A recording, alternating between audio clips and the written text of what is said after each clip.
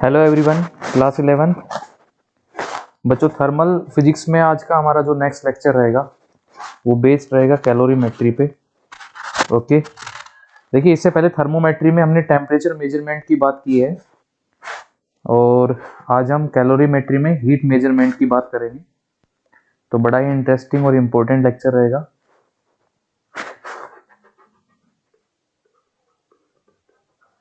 तो देखिए पार्ट हमारा इसमें फिजिक्स में थर्मल फिजिक्स का चल रहा है।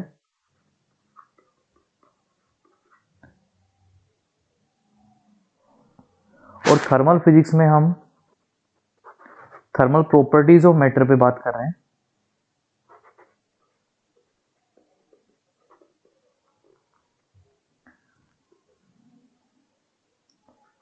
थर्मल प्रॉपर्टीज ऑफ मैटर,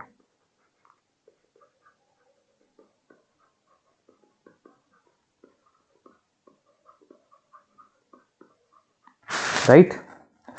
तो थर्मल प्रॉपर्टीज ऑफ मैटर में हमने हीट, टेम्परेचर और टेम्परेचर मेजरमेंट, ठीक है बच्चों, मैं बता रहा हूं आपको क्या, हीट एंड टेम्परेचर और टेम्परेचर मेजरमेंट। और टेम्परेचर मेजरमेंट के लिए हमने बेसिकली 3 पॉपुलर स्केल्स पढ़े, टेम्परेचर स्केल्स। और वो कौन कौन से स्केल, सेल्सियस स्केल और फ़ारेनहाइट स्केल, और इसके अलावा क्या है हमारा, केल्विन स्केल, राइट। तो सेल्सियस, फ़ारेनहाइट, टेम्परेचर और केल्विन स्केल पे हमने टेम्परेचर मेजरमेंट पढ़ा है। ये जो ब्रांच है ना बच्चों फिजिक्स की, ये जो ब्रांच है ये कौन सी ब्रांच है, थर्मोमेट्री, जिसमें कि हम टेम्परेचर मेजरमेंट सीखते हैं। और इससे आगे जो बात होगी, थर्मल एक्सपेंशन भी पढ़ा है हमने इससे आगे। आज जो बात करेंगे वो हमारी बात होगी किसके ऊपर, हीट मेजरमेंट, तो कैलोरीमेट्री, ठीक है, फिजिक्स की एक branch calorimetry.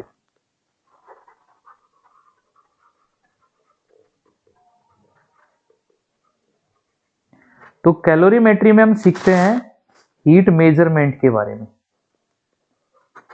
Heat measurement,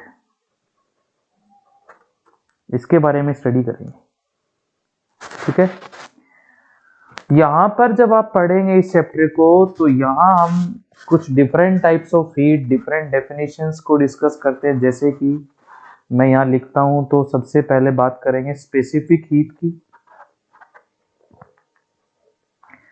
specific heat आता है बच्चों, फिर आता है मोलर स्पेसिफिक हीट,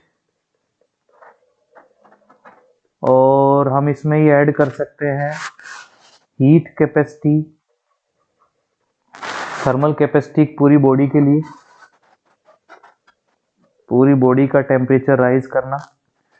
और इसी में फिर आगे और ऐड करें तो एक आता है लेटेंट हीट, बड़ा इंपॉर्टेंट, छुपी हुई हीट बोलते हैं इसको। Conversion, state of matter, states conversion में जो हीट सप्लाई होती है। तो मोस्टली बच्चों को कंफ्यूजन रहता है इनके अंदर, स्पेसिफिक हीट में क्या डिफरेंस है, मोलर में, हीट कैपेसिटी, लेटेंट हीट, इन चारों हीट की बात करनी है हमने कैलोरीमेट्री के अंदर। क्लियर है? तो एक एक करके देखिए, यहां से हम पढ़ना शुरू करेंगे। सबसे पहला नंबर लगाएंगे स्पेसिफिक हीट से। तो हीट मेजरमेंट हम पढ़ते हैं कौन सी ब्रांच में फिजिक्स की, कैलोरीमेट्री में। टेम्परेचर मेजरमेंट, जिसमें कि हमने स्केल से मेजरमेंट करना सीखा, एक फॉर्मूला लिखा उसके लिए, वो हमारा जो आया था किसमें, थर्मोमेट्री के अंदर। तो चलिए आज की क्लास स्टार्ट करते हैं स्पेसिफिक हीट से। स्पेसिफिक हीट, अब बच्चों स्पेसिफिक हीट की डेफिनेशन होती है। डेफिनेशन समझने से पहले हम एक एग्जांपल पे चलते हैं, देखिए तो और अच्छे समझ में आएगा। एग्जांपल ये है मेरे पास कि मान लीजिए यहां मैं 2 कंटेनर यूज कर लेता हूं और इनमें डाल देता हूं भाई एक लिक्विड, सेम लिक्विड। यहां पर मैंने इनमें लिक्विड फिल कर लिया, लेकिन अमाउंट अलग अलग है। एक को मैंने ऊपर तक फिल कर रखा है, ठीक है। अब कर क्या रहे हैं, यहां से मैं नीचे से एक बर्नर लगा देता हूं और इसको हीट करना शुरू करते हैं, इसके नीचे भी। तो यहां ए और बी, दो कंटेनर, इनमें अलग अलग अमाउंट में सेम लिक्विड मैंने यहां लिया और दोनों को सेम रेट से मैंने हीट करना शुरू किया। तो यहां से हम इसको हीट सप्लाई कर रहे हैं और यहां से भी हम इसको हीट सप्लाई कर रहे हैं। ठीक है, चलिए बात करते हैं होगा क्या। टेम्परेचर राइज होगा दोनों का। अब मेरा यहां से क्वेश्चन आता है, मान लीजिए इसमें मैंने 2 लीटर वाटर यूज कर रखा है, इसमें मैंने 5 लीटर वाटर यूज कर रखा है, तो क्वांटिटी अलग अलग है यहां पर अभी मेरी। तो मैं चाहता हूं कि दोनों का टेम्परेचर सेम अमाउंट तक राइज हो। मान लीजिए मुझे मैं कहूं यहां मुझे चाहिए टेम्परेचर इसका इंक्रीज होके मान लीजिए 10 degree Celsius change in temperature. ठीक है, मतलब यहाँ चेंज इन टेम्परेचर की बात कर रहा हूँ, डेल्टा टी से लिखा हमने चेंज इन टेम्परेचर को, तो 10 डिग्री सेल्सियस। इसके लिए भी चेंज इन टेम्परेचर मुझे रिक्वायर्ड है 10 डिग्री सेल्सियस। तो अब जरा सोचिए बच्चों, क्या ए और बी को सेम अमाउंट हीट देने से क्या टेम्परेचर इनका बढ़ जाएगा इतना? तो आंसर आएगा बिल्कुल नहीं, क्योंकि आंसर हम ये जो दे रहे हैं कि नहीं सर ऐसा नहीं होगा, वो क्यों? बिकॉज इनकी क्वांटिटी अलग अलग है। यहाँ 2 लीटर है, यहाँ कितना है 5 लीटर है, और हीट मैंने दोनों को ही अगर मान लीजिए सेम सप्लाई करता हूं तो ऐसा पॉसिबल है ही नहीं। भाई मैं बोलूं यहाँ से हीट एनर्जी मैंने दिया 10 जूल और यहाँ भी मैंने 10 जूल दिया, तो क्या दोनों का 10 डिग्री सेल्सियस टेम्परेचर राइज हो जाएगा? नहीं होगा सर। 5 लीटर वाले का कम टेम्परेचर बढ़ पाएगा बिकॉज इसमें क्वांटिटी क्या है, ज्यादा। तो एक कंक्लूजन यहाँ से निकल के आ रहा है कि जो भी हम हीट सप्लाई करते हैं, जनरली हीट एनर्जी को हम क्यू से लिख लेते हैं बच्चों, क्यू यहाँ हीट सप्लाइड। तो ये समझिएगा, समझ में आएगा सब ध्यान से। तो हीट सप्लाइड, ये जो हीट सप्लाइड है ये डिपेंड, टेम्परेचर हमें को कांस्टेंट चेंज करना है, तो for constant change in temperature के लिए हीट सप्लाइड हमारे को करनी पड़ेगी डायरेक्टली प्रोपोर्शनल टू उस बॉडी के, उस लिक्विड के मास पे जाना पड़ेगा। ठीक है ना, जिसमें क्वांटिटी ज्यादा है उसको हीट भी क्या देनी पड़ेगी, ज्यादा सप्लाई करनी पड़ेगी, डेफिनेट देनी पड़ेगी सर, बिकॉज 5 लीटर की जो क्वांटिटी है वो 2 लीटर से ज्यादा है। तो यहाँ अगर मुझे उसका change in temperature 10 degree Celsius ही चाहिए इसके साथ कंपेयर करके, तो मुझे यहाँ पर हीट क्या देनी पड़ेगी, ज्यादा। तो heat supplied directly proportional to mass of body या mass of liquid, first equation हम यहाँ से कह सकते हैं इसको, जब हमारे को टेम्परेचर क्या चाहिए दोनों का सेम चेंज। तो डेल्टा टी इफ कंडीशन है कि दोनों के लिए मुझे चेंज इन टेम्परेचर क्या चाहिए, सेम चाहिए। आई फर्स्ट पॉइंट समझ में आ गई है। तो दोनों का टेम्परेचर अगर सेम अमाउंट में राइज करना है तो यहाँ रिक्वायर्ड होगा ज्यादा क्वांटिटी ऑफ लिक्विड के लिए ज्यादा अमाउंट में हीट रिक्वायर्ड होगी। सेकंड कंडीशन देखिए, अब मैं यहां आपको बोल देता हूं सेकंड कंडीशन में कि अगर मैं दोनों ही कंटेनर में क्वांटिटी सेम यूज कर लेता हूं, ठीक है, क्या किया मैंने, दोनों में क्वांटिटी सेम कर दिया, यहां भी 2 लीटर है और यहां भी 2 लीटर है, और नीचे हमने हीट सप्लाई कर रखा है यहां से।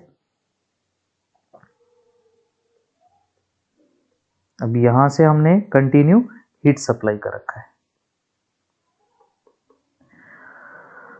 तो अब क्या होगा उसके बाद, मान लीजिए मैं यहां से इसको 10 जूल हीट देता हूं, यहां मैं इसको 20 जूल हीट देता हूं, तो सर यहां क्वांटिटी सेम है। अब क्या होगा, जो 20 जूल हीट मैंने जहां सप्लाई की है उसका टेम्परेचर भी ज्यादा अमाउंट में राइज होगा। क्लियर है, सिंपल सी बात है। मतलब दूसरा हमारा फैक्टर जा रहा है कि हीट सप्लाइड जो होगी वो डायरेक्टली ज्यादा, अगर आप हीट सप्लाई कर रहे हैं तो उतना ही ज्यादा उसका टेम्परेचर क्या होगा, चेंज इन टेम्परेचर। ऐसा कब, जब हमने दोनों का क्वांटिटी को क्या रखा, सेम, मास क्या रहा है दोनों के लिए, सेम रहा। ठीक है, क्लियर है यहां से ये बात दोनों। तो हम दोनों इक्वेशन को कंबाइन करते हैं तो यहां लिखते हैं डेल्टा, ये sorry Q is directly proportional to M delta T from first and second. And इस प्रोपोर्शनलिटी साइन को हटाने के लिए कांस्टेंट यहां यूज किया जाता है, और वो कांस्टेंट अलग अलग सिंबल, आप उनका सिंबल यूज कर सकते हैं। मान लीजिए मैं यहाँ S से दिखा रहा हूँ ये कांस्टेंट, तो S M डेल्टा T, ये हमारा फॉर्मूला आ जाता है इसमें स्पेसिफिक हीट के लिए। ठीक है बच्चों, इस S को हम बोल रहे हैं proportionality constant and also called specific heat। SP से शॉर्ट में लिख रहा हूं तो समझ जाइएगा ये क्या होगी, स्पेसिफिक हीट। उस सब्सटेंस उस लिक्विड के लिए यही है वो स्पेसिफिक हीट। तो डिफाइन कीजिए सर, इस स्पेसिफिक हीट को कैसे डिफाइन करें। देखिए चलिए नेक्स्ट पेज पे चलते हैं। तो हमारा जो फॉर्मूला आ गया है, heat supplied Q is equals to S M delta T. इतना आ गया है समझ में। अब यहां से हम इस S को लिखना चाहें तो S is equals to Q M delta T, और इस S को ही हम बोल रहे हैं स्पेसिफिक हीट। और क्यों रिक्वायरमेंट होती है, देखिए ये अलग अलग लिक्विड के लिए, मैं यहाँ जैसे मैंने वहाँ दोनों केस में वाटर लिया था, और अगर मैं एक में वाटर लेता हूँ एक में मरकरी लेता हूँ, या अगर मैं बात करूँ अलग अलग मटेरियल की तो कॉपर लेता हूँ एल्यूमिनियम लेता हूँ, सबके लिए ना स्पेसिफिक हीट अलग अलग होती है बच्चों। तो हम किसी भी सब्सटेंस के लिए, किसी भी लिक्विड के लिए, गैस के लिए हम कैसे स्पेसिफिक हीट को डिफाइन करें, तो वहां से ये फॉर्मूला हमारे को यूज करना पड़ेगा।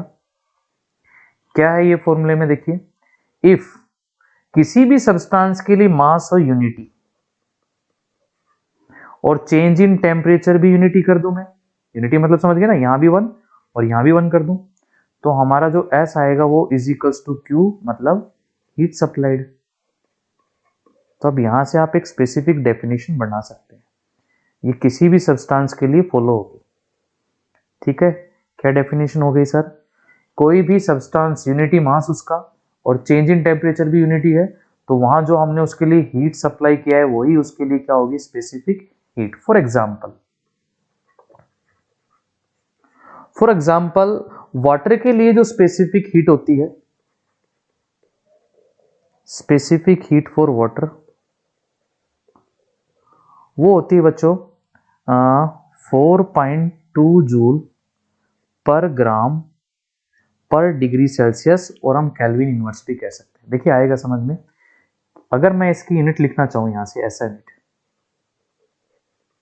तो क्या लिखेंगे जी, हीट, क्यों क्या है, हीट है तो हीट एनर्जी है जूल, और मास के लिए क्या होगा किलोग्राम, और चेंज इन टेम्परेचर के लिए आप क्या लिखेंगे, केल्विन। लेकिन एक चीज का तो आपको ध्यान ही है कि चेंज इन जो टेम्परेचर होता है वो केल्विन में या डिग्री सेल्सियस में, दोनों में आप बराबर रख सकते हैं।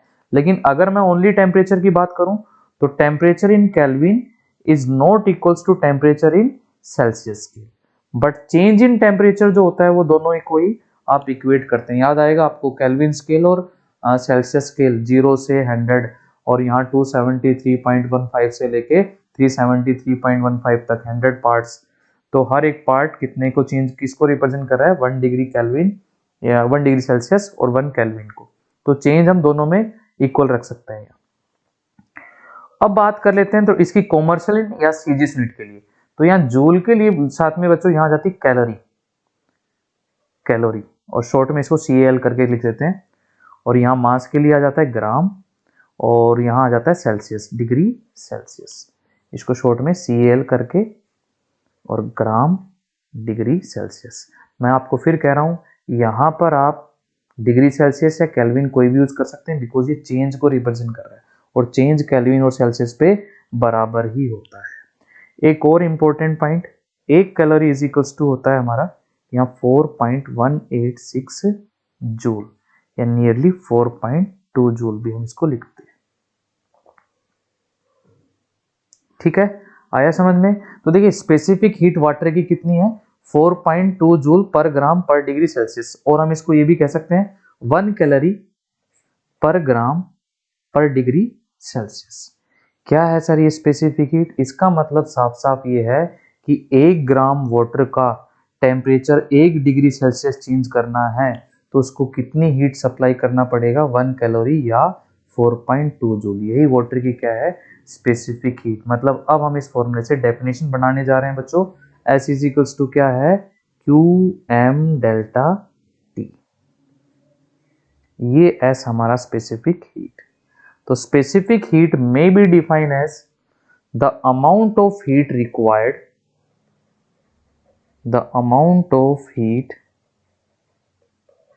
required to raise the temperature of unit mass और कितना थ्रू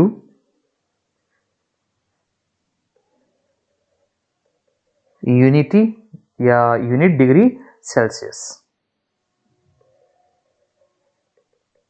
और केल्विन में भी आप इसको लिख सकते हैं। और यहाँ यूनिट मास कहें तो मैं कह सकता हूं इस केस में जैसे कि 1 ग्राम। हाँ, यहाँ एक चीज और ध्यान रखना है आपने कि यहाँ कोई एक्सपेंशन नहीं होना चाहिए। कब?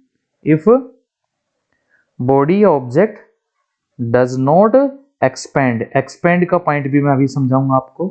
तो ये है, क्या बात समझ में आई हमारे को कि 1 ग्राम सब्सटेंस का टेम्परेचर 1 डिग्री सेल्सियस तक राइज करने के लिए जो हीट सप्लाई कर रहे हो सब्सटेंस को, वही क्या है? स्पेसिफिक हीट है। कि यहाँ ये भी 1 कर दिया हमने और ये भी 1 कर दिया, तो जो हमने हीट सप्लाई किया वही क्या है? उसके लिए स्पेसिफिक हीट। क्लियर है? आया समझ में? एक बार फिर से रिपीट कर दूं, किसी भी सब्सटेंस के लिए, कोई गैस है, लिक्विड है, सॉलिड है, उसके 1 ग्राम मास का टेम्परेचर 1 डिग्री सेल्सियस चेंज करने के लिए जो हीट सप्लाइड कर रहे हैं वही उसके लिए क्या है? Specific heat. अब ये तो बात होगी जनरली, इसका इंट्रोडक्शन स्पेसिफिक था क्या। अब हम इस पे क्वेश्चन पे जाएंगे, एक एक करके इसके पॉइंट्स को और डीप में जाके समझेंगे, वो जरा देखिएगा। तो यहां तक आपको आ गया होगा समझ में, मुझे लगता है कोई परेशानी नहीं आई है अभी तो इसमें। आगे देखिए,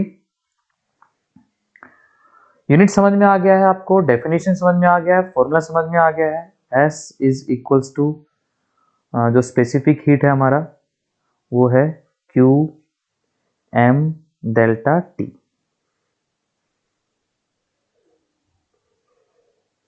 ठीक है भाई, देखिए यहां से मैं फर्स्ट पॉइंट ले लेता हूं और एग्जांपल के साथ ले लेते हैं। फॉर एग्जांपल, वाटर के लिए स्पेसिफिक हीट S लिख रहा हूं और वाटर के लिए W लिख रहा हूं, इसके साथ में बेस। जो स्पेसिफिक हीट होती है वाटर के लिए वो कितनी है? 4.2 जूल पर ग्राम पर डिग्री सेल्सियस। ठीक है, तो क्या मतलब समझ में आया? 1 ग्राम वाटर का टेम्परेचर 1 डिग्री सेल्सियस राइज करने के लिए कितनी अमाउंट में हीट रिक्वायर्ड है? 4.2 जूल। दूसरी तरफ मान लीजिए मैं स्पेसिफिक हीट कॉपर के लिए लिखता हूं Cu, और उसके लिए होती है 0.4 जूल पर ग्राम पर डिग्री सेल्सियस। किसके लिए? कॉपर के लिए। अब जहां ये मैं आपको जो बात बता रहा हूं उसको ध्यान से सुनिएगा। अगर यहां पूछा जाए किसकी स्पेसिफिक हीट ज्यादा है, वाटर की है, डेफिनेट वैल्यू से पता चल रहा है हमारे को। भाई कॉपर का 1 ग्राम टेम्परेचर चेंज करना है तो कितना अमाउंट में हीट रिक्वायर्ड है? Only 0.4 joule. बट वाटर का अगर हमारे को रेज करना है तो कितना रिक्वायर्ड है? 4.2 जूल। यहां से पूछा गया, बताइए इन दोनों में से गुड कंडक्टर ऑफ हीट कौन है? इन दोनों में अच्छा कंडक्टर कौन है हीट का? Good conductor of heat. अब गुड कंडक्टर ऑफ हीट से क्या मतलब समझे? इससे मतलब समझे, मान लीजिए मेरे पास ये कॉपर की रोड है, ठीक है, और अभी इसका मैंने एटमॉस्फेयर में रखा हुआ है। मान लीजिए एटमॉस्फेयर का टेम्परेचर 30 डिग्री सेल्सियस है, तो बच्चों 30 डिग्री सेल्सियस पॉइंट ए का भी है और बी का भी है। ठीक है, अब क्या किया मैंने इसको यहां से, और मान लीजिए इस रोड का मास है 1 ग्राम। अब मैंने यहां से इस एंड से उसको हीट सप्लाई करना शुरू किया, तो क्या होगा?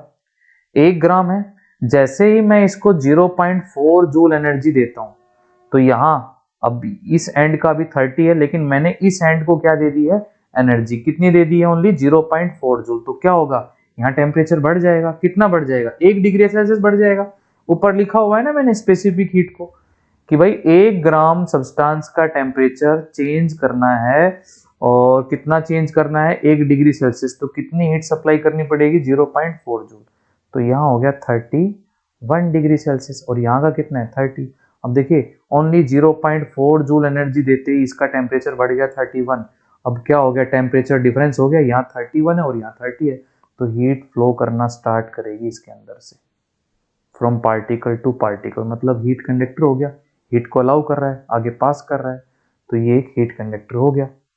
जबकि वाटर के केस में क्या होगा, वाटर के केस में आपको 1 ग्राम वाटर का टेम्परेचर 1 डिग्री सेल्सियस राइज करने के लिए कितनी हीट देनी पड़ेगी, 4.2 जूल, उससे ज्यादा, तब जाके उसका टेम्परेचर राइज होगा और फिर वो हीट फ्लो करना स्टार्ट करेगा। तो इंस्टेंटली हीट, फास्ट हीट किसने फ्लो करना स्टार्ट कर दी, रेट ऑफ हीट यहाँ किसकी ज्यादा है, तो हम कहेंगे किसके लिए, कॉपर के लिए। तो यहां से कह सकते हैं जो ज्यादा हीट को एब्जॉर्ब कर रहा है वो उतना अच्छा कंडक्टर नहीं है। तो वाटर के कंपैरेटिवली जो कॉपर है वो क्या है, गुड कंडक्टर ऑफ हीट है। Specific heat of water is greater than specific heat of copper, so copper is a good conductor of heat, good conductor of heat. First point समझ में आया, क्या समझाया मैंने कि कॉपर ने ओनली 0.4 जूल एनर्जी को एब्जॉर्ब करते ही, टेम्परेचर राइज करते ही हीट का फ्लो कराना शुरू कर दिया। बट वहां वाटर के केस में ऐसा नहीं हुआ, उसने पहले कितना हीट को एब्जॉर्ब किया, 4.2 जूल, 1 ग्राम की बात हो रही है। ठीक है, तो हम स्पेसिफिक हीट के वैल्यू पे हम डिसाइड कर सकते हैं कि कौन गुड कंडक्टर ऑफ हीट है और कौन बैड कंडक्टर ऑफ हीट है। तो ये जो फर्स्ट पॉइंट था ये किसके रिगार्डिंग, हमारा स्पेसिफिक हीट के रिगार्डिंग। यहां मैं अभी आपको एक पॉइंट और समझाता हूं एक्सपेंशन के लिए, स्पेसिफिक हीट पे ही। अब देखिए बच्चों क्या होता है, गैसेस के केस में ना जनरली होता क्या है, जैसे आप इसको कंपेयर करके पढ़ो डेंसिटी के साथ, तो डेंसिटी में जैसे पढ़ते हैं ना मास अपॉन में वॉल्यूम, तो वाटर की डेंसिटी की बात करूं तो मैं जैसे 10⁻³ किलोग्राम पर मीटर क्यूब, 1 मीटर क्यूब में इतना अमाउंट वाटर, तो इसकी डेंसिटी है। अब ये फिक्स है, आप इसको चाहे ग्लास में यूज करो, ग्लास में डाल दो या एक जग में डाल दो, एक बड़े से टैंक में डाल दो, डेंसिटी थोड़ी ना बदलेगी। जब भी आप 1 मीटर क्यूब लेंगे वाटर कितना आएगा उसमें, 10⁻³ किलोग्राम, तो ये कांस्टेंट होगी। ऐसे ही मैं यहां आपको समझा रहा हूं स्पेसिफिक हीट। स्पेसिफिक हीट मान लीजिए कॉपर के लिए है 0.4 जूल पर ग्राम पर डिग्री सेल्सियस। तो जब भी आप कॉपर को, कहीं पे भी कॉपर को ले जाइए और उसका 1 ग्राम मास 1 डिग्री सेल्सियस टेम्परेचर राइज करना है, तो कितनी अमाउंट में हीट देना पड़ेगा, 0.4 जूल। ये हर बार यही रहेगा कॉपर के लिए। तो कॉपर की स्पेसिफिक हीट क्या हो गई, फिक्स हो गई। लेकिन अगर एक्सपेंशन ना हो, क्योंकि एक्सपेंशन होगा तो वहां फिर एक्सपेंशन में भी हीट का कुछ यूज होगा, बट जनरली सॉलिड और लिक्विड के केस में ऐसा नहीं देखने को मिलता है, क्योंकि उनमें बहुत ज्यादा कुछ एक्सपेंशन होता नहीं है। मोस्टली जो सारा अमाउंट ऑफ हीट है वो क्या बढ़ाता है, उसका टेम्परेचर ही बढ़ाता है। बट जो मैं बता रहा हूं अभी वो ध्यान से सुनिएगा, but in case of gases, gases के केस में गैसेस का थर्मल एक्सपेंशन जो है वो हाईली रेट में होता है, तो वो गैस क्या करेगी, एक्सपेंड करेगी, तो उसका टेम्परेचर जो राइज है। देखिए मैं आपको एक एग्जांपल लेके समझाता हूं। मान लीजिए मेरे पास एक ये कंटेनर है और भैया एक ये कंटेनर है, ठीक है। इसमें मैंने यहां दोनों में 1 ग्राम गैस, यहां भी 1 ग्राम गैस और इसमें भी 1 ग्राम गैस। बस फर्क ये है दोनों में कि इसका जो कंटेनर है ऊपर से कवर्ड है, ये कंटेनर ढक रखा है मैंने, पूरा कवर्ड कर रखा है, ये ओपन है, ठीक है। ये क्लोज कंटेनर है और ये कैसा है, ओपन है। ध्यान से सुनिएगा, समझ में आएगा। और ये मेरे पास हीट करने के लिए बर्नर हो गया। अब दोनों को मैं लगातार सेम अमाउंट में हीट सप्लाई कर रहा हूं। भाई मैंने यहां इसको 10 जूल एनर्जी, जैसे मान लीजिए किसी भी गैस के लिए बात हो रही है तो उसका स्पेसिफिक हीट मान लेता हूं मैं 10 जूल मान लेता हूं, तो मैंने इसका मतलब 10 जूल एनर्जी दिया, यहां मैंने 10 जूल एनर्जी दिया, तो 10 जूल एनर्जी देते इस केस में तो 1 डिग्री सेल्सियस का टेम्परेचर चेंज हो गया, delta T is equals to 1 degree Celsius. But इस केस में ऐसा नहीं हुआ था। क्यों नहीं हुआ, देखिए जैसे ही वो गैस को हीट मिलने लगी, गैस के पार्टिकल एक्सपेंड होना शुरू हो गए, ठीक है, ऊपर की तरफ जा रहे हैं, एक्सपेंड हो रहे हैं। अब बच्चों एक्सपेंड होगा तो भी तो एनर्जी चाहिए ना, भाई वर्क हो रहा है ना, work done by the gas, तो क्या चाहिए उसको, एनर्जी चाहिए। तो ये मान लीजिए कि 10 जूल एनर्जी में से 2 जूल एनर्जी तो एक्सपेंशन में खर्च हो गई, 2 जूल बची कितनी है, 8 जूल। अब 8 जूल एनर्जी जो बची वो क्या बढ़ा रही होगी, उसका टेम्परेचर। लेकिन क्योंकि यहां तो स्पेसिफिक हीट कितनी थी, 10 जूल, 1 डिग्री सेल्सियस टेम्परेचर बढ़ाने के लिए कितनी एनर्जी की रिक्वायरमेंट है, 10 जूल। और यहाँ कितनी बची हुई है, ओनली 8 जूल। कहाँ गई बाकी 2 जूल, उसने तो उसको एक्सपेंड कराने में यूज कर लिया। तो 8 जूल एनर्जी क्या उसका 1 डिग्री सेल्सियस टेम्परेचर बढ़ा पाएगी, नहीं बढ़ा पाएगी, क्योंकि 1 डिग्री सेल्सियस बढ़ाना है तो कितना अमाउंट में हीट रिक्वायर्ड है, 10 जूल, जबकि टेम्परेचर बढ़ाने के लिए बची कितनी है यहाँ पर, 8 जूल। तो अब हमें क्या करना पड़ेगा, अगर 1 डिग्री सेल्सियस बढ़ाना है तो और हीट देनी पड़ेगी इसको, मान लीजिए 10 से ज्यादा 12 जूल। तो अब स्पेसिफिक हीट बदल गई। देखिए कंटेनर क्लोज और ओपन के केस में बदल गई। तो गैसेस है उनमें एक्सपेंशन ज्यादा होता है, जिस वजह से उनकी स्पेसिफिक हीट क्या हो रही होती है, चेंज हो रही होती है। और बड़े दो इंपॉर्टेंट पॉइंट पढ़ते हैं यहाँ, specific heat at constant pressure and constant volume पे। तो यहाँ मैंने जैसे कि वॉल्यूम को क्या कर रखा है बच्चों, कांस्टेंट कर रखा है, तो वॉल्यूम तो बढ़ी नहीं रही। तो जो भी आप हीट दे रहे हैं यहाँ से 10 जूल, वो पूरी की पूरी क्या बढ़ा रही है उसका, जस्ट ओनली टेम्परेचर। बट यहाँ जो 10 जूल एनर्जी दिया है वो 2 पार्ट्स में स्पेंड हो रही है, first in expansion and second to rise the temperature of gas.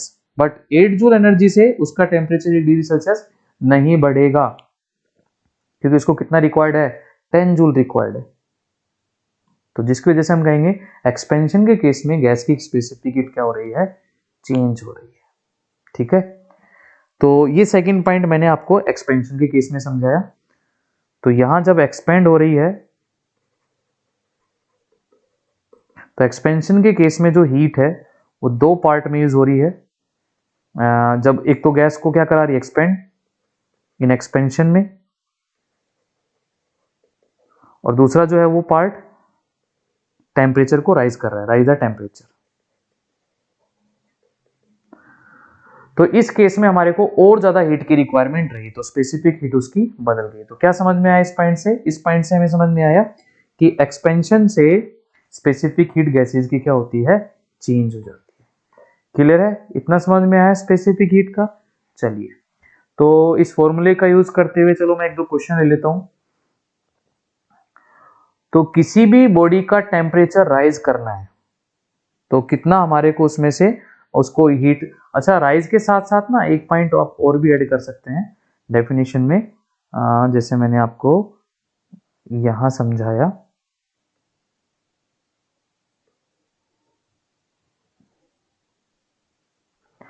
तो जो डेफिनेशन में हमने लिखा है,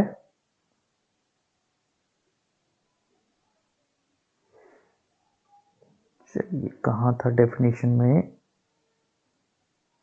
ये the amount of heat required, और हीट रिक्वायर्ड, हीट एब्जॉर्ब या इवोल्व दोनों आप ले सकते हैं इसके अंदर, हीट एब्जॉर्ब और इवोल्व, ठीक है, एग्जिट उसमें से निकालना हो तो यहां दोनों ही केस में हो सकता है टेम्परेचर बढ़ भी सकता है और घट भी सकता है। तो कितना लेकिन चेंज करना है, 1 degree Celsius.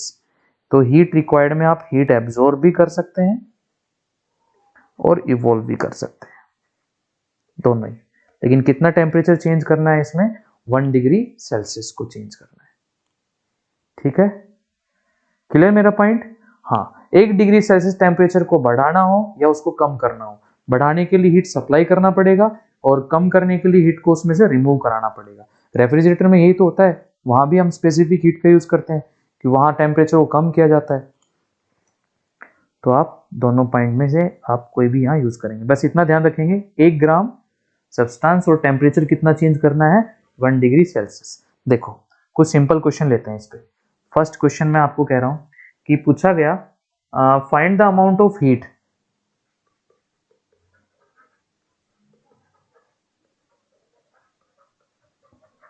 find the amount of heat or required, find the amount of heat required to heat ice,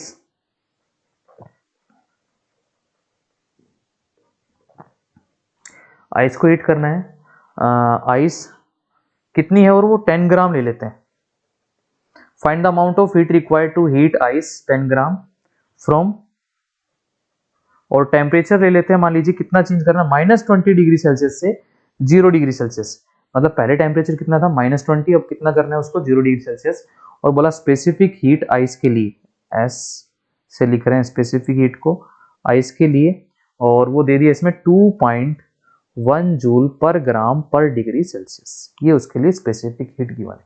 कर लेंगे, इजी है। क्या बताना है हमारे को, अमाउंट ऑफ हीट कितना रिक्वायर्ड है, कितना उसको एब्जॉर्ब कराना पड़ेगा। तो हमने लिखा Q, Q is equals to, अभी बताया, S M delta T. Specific heat कितना दिया उसका, 2.1 जूल, 2.1 जूल पर ग्राम पर डिग्री सेल्सियस, मल्टीप्लाई मास, मास कितना दिया बच्चों उसका 10 ग्राम। देखो यहाँ भी ग्राम है और यहाँ भी ग्राम है तो कैंसिल हो जाएगा, आप एनर्जी को जूल में रख सकते हैं। और दूसरा, कितना टेम्परेचर चेंज कर रहा है, -20 से 0, मतलब चेंज तो 20 हुआ है, माइनस नहीं करना है, चेंज तो कितना हुआ है 20 डिग्री सेल्सियस हुआ है, और डिग्री सेल्सियस हुआ है तो वो तो यही है, यहाँ नीचे भी डिग्री सेल्सियस, तो ये आ गया भाई हमारा। और यहाँ से मैं डेसिमल हटा देता हूँ और ये 2 से, तो ये आ गया 42 जूल। तो मतलब 42 जूल एनर्जी की हमारे को रिक्वायरमेंट रहेगी उस आइस का टेम्परेचर -20 से 0 करने के लिए। इजी था, कोई प्रॉब्लम नहीं है। तो चलो एक और क्वेश्चन देखते हैं बच्चों स्पेसिफिक हीट से रिलेटेड। तो नेक्स्ट क्वेश्चन आ रहा है मेरा, और क्वेश्चन में दिया है थोड़ा सा डिफरेंट है, बाकी है simple. A heater gives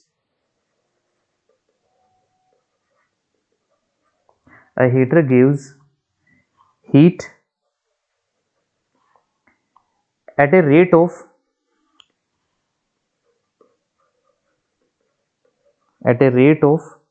100 watt. देखिए रेट दिया है यहाँ वाट, और it is used to heat 50 gram of water from 20 degree Celsius to 30 degree Celsius. और स्पेसिफिक हीट वाटर हमें जैसा पता है 4.2 जूल पर ग्राम पर डिग्री सेल्सियस। ओके, फाइंड क्या करना है, अब कहता है कि इसको ऐसा करने में find the time taken to do so. Find time taken बताना है, ऐसा करने में कितना टाइम लगेगा। क्या करना है, उसको 50 ग्राम वाटर का टेम्परेचर राइज करना है 20 डिग्री सेल्सियस से 30 डिग्री सेल्सियस।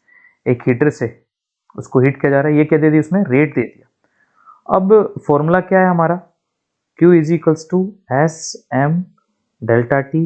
यहाँ बच्चों में टाइम से डिवाइड कर देता हूँ, ऐसा क्यों, टाइम निकालना भी है बट सर डिवाइड ही क्यों किया, बिकॉज एनर्जी अपॉन में टाइम पावर वाट, ये दे रखा है ना हमारे को सप्लाई। तो अब वैल्यू पुटअप करेंगे, यहाँ Q अपॉन में T में तो कितना आ गया हमारा 100। स्पेसिफिक हीट कितना दे रखा है 4.2 जूल पर ग्राम पर डिग्री सेल्सियस। मास कितना बोला 50 ग्राम। टेम्परेचर कितना चेंज हुआ है 20 से 30, मतलब 10 डिग्री सेल्सियस। जो कैंसिल वो कैंसिल कर दे, और नीचे क्या रह गया एक टाइम। अब आप इसकी क्रॉस मल्टीप्लाई करके इसको सोल्व कर सकते हैं, क्या आ जाएगा यहाँ से टाइम सेकंड के अंदर, ठीक है ना, कर लेंगे, इजी है।